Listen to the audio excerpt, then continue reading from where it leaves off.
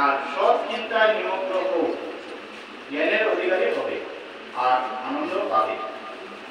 অসৎ চিন্তায় কুজ্ঞান বা অজ্ঞান বা মোহ জন্মে তা পরিহার করা যোগ্য হতে হবে। তুমি যতই আসক্ত হবে ততই স্বার্থবুদ্ধি সম্পন্ন হবে, আর ততই কুজ্ঞান বা মোহ আচ্ছন্ন হয়ে পড়বে। আর রূপ সুখ দারিদ্র মৃত্যু ইত্যাদি যন্ত্রণা তোমার উপর আধিপত্য করবে, এটা নিশ্চয়।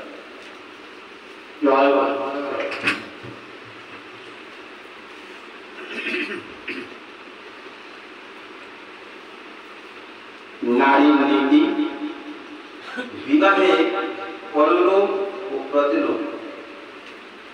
পরলোক প্রতিলোক তেমনি অবনতিকে বৃদ্ধি করে, তাই প্রতিলোক বিবাহ এমনতর পাপ যাহা নিজের বংশকে ধ্বংস অবসান করেই তাহা ছাড়া পারিপার্শ্বিক বা সমাজকেও ধার দরিয়া বিধ্বস্তির দিকে চালিত করে। অসতী স্ত্রী